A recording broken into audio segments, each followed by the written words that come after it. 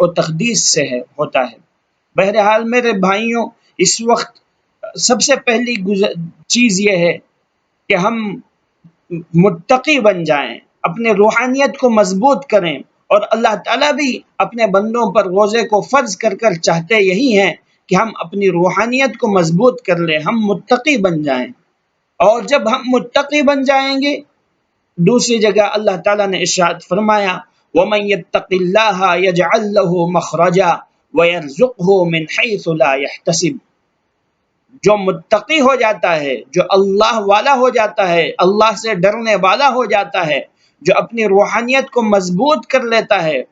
اللہ تعالیٰ اس کو ہر تنگی سے نکلنے کا راستہ مہیا فرما دیتے ہیں۔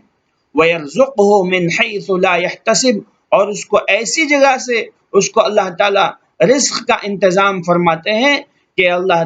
کے وہم و گمان میں بھی نہیں ہوتا۔ تو بہرحال ایک تو رزق کے تعلق سے سب سے پہلا سبب ہمیں یہی اختیار کرنا ہے کہ ہم اللہ کا تقوی اختیار کریں، اپنی زندگی کو اپنی تقوی کے اندر ڈھالیں اور اپنی روحانیت کو مضبوط کریں۔ بہرحال بات یہ چل رہی تھی کہ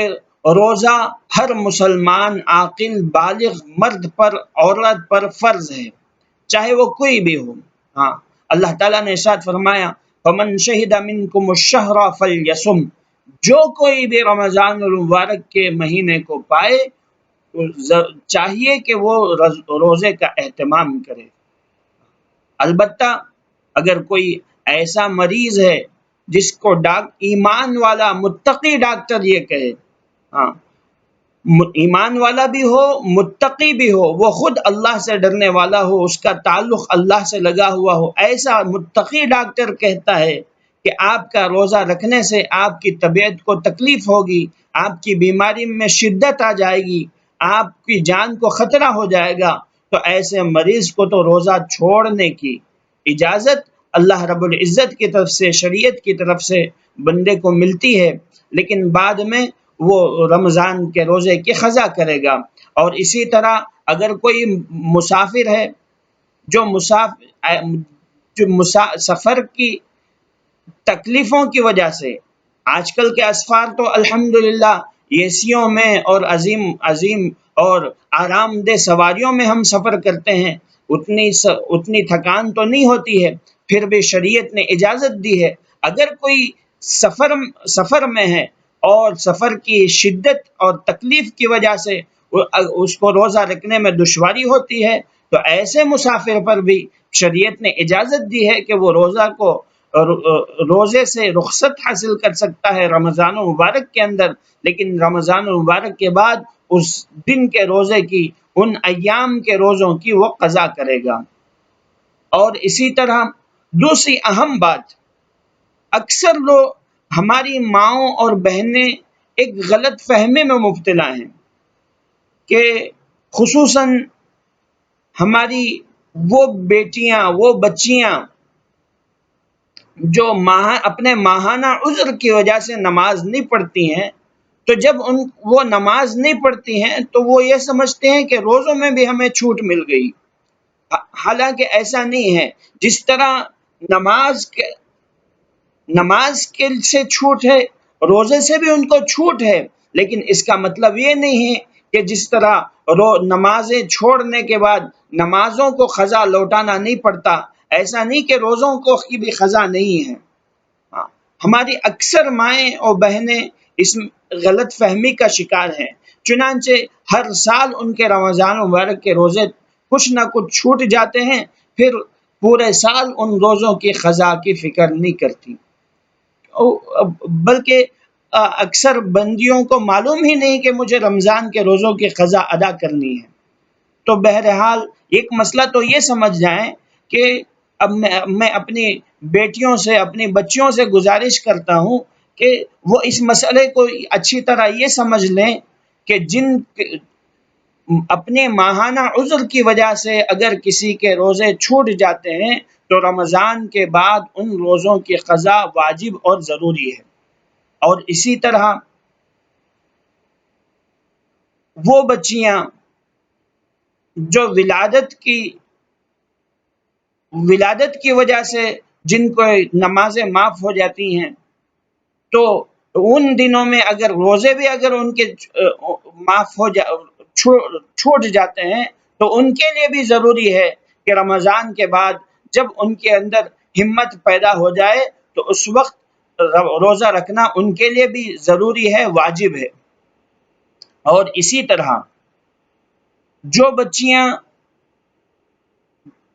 جن بچوں کے گھروں میں خوشیاں آنے والی ہوتی ہیں، یعنی وہ امید سے ہوتی ہیں، اور وہ بچیاں جو اپنے بچوں کو فیڈنگ کراتی ہیں، تو ان کے لیے بھی ان پر بھی روزہ فرض ہے۔ ہاں، البتہ شریعت نے ان کو یہ اجازت دی ہے کہ اگر فیڈ کرنے والی عورت اور اسی طرح امید والی عورت اگر وہ یہ گمان کرے کہ اگر میں روزہ رکھوں گی تو مجھے اور میرے بچے کو تکلیف ہوگی، تو اس وقت تو ان کو روزہ چھوڑنے کی اجازت ہے، لیکن بعد میں وہ بھی روزے کی قضا کریں گی۔ اگر طاقت ہے، اللہ نے توفیق دی ہے، تو آپ روزہ رکھ سکتی ہیں، تو آپ کو لیے بہتر یہی ہے کہ آپ روزہ رکھیں۔ اور اسی طرح اکثر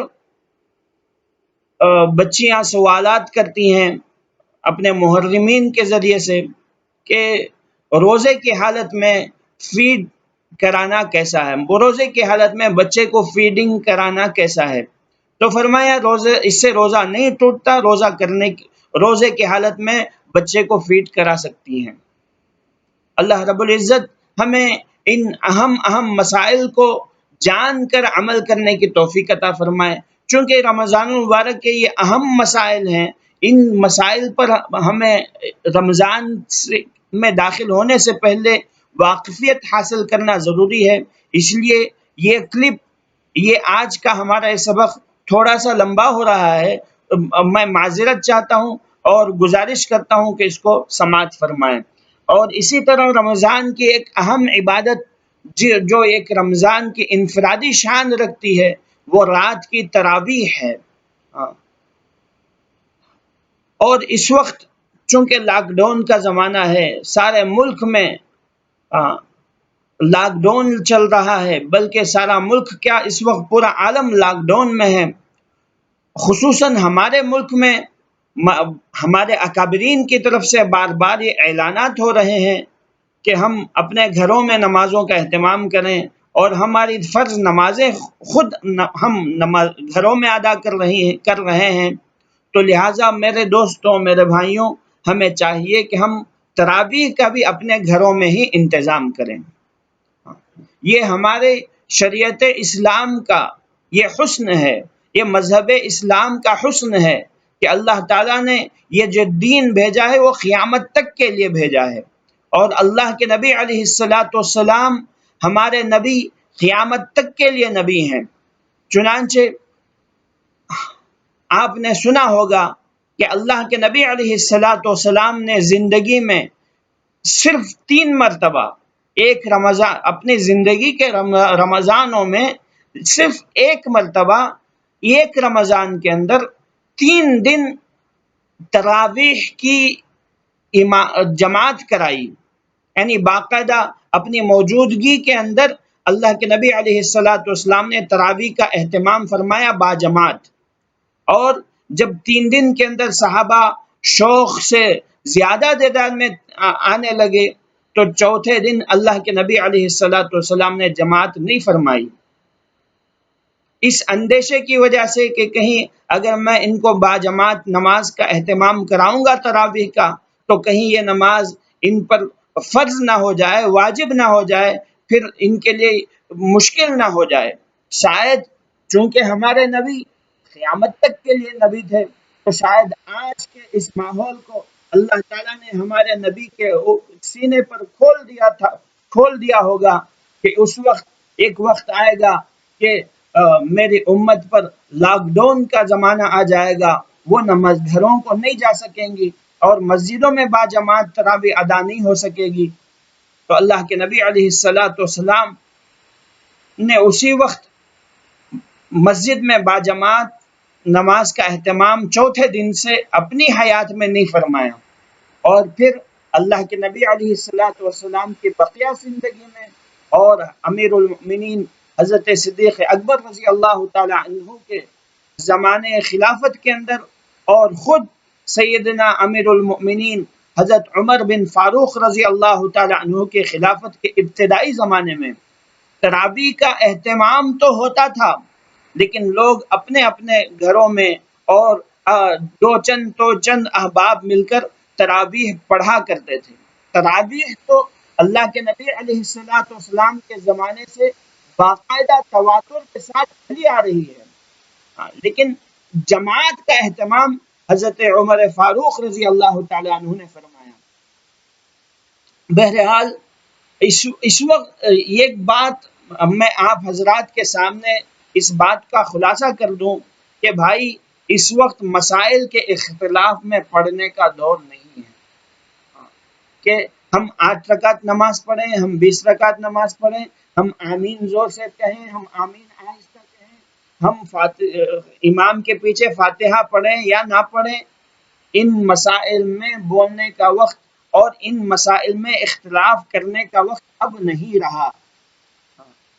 ہم لہٰذا ان اختلافی مسائل پر نہ پڑیں، اللہ کے واسطے آپ سے گزارش ہے۔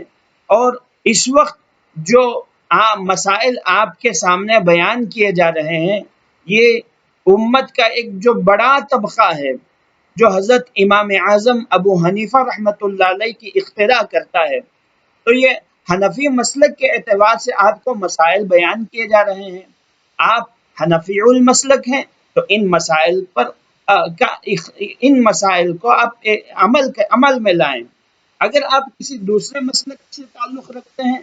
تو اپنے مسلک پر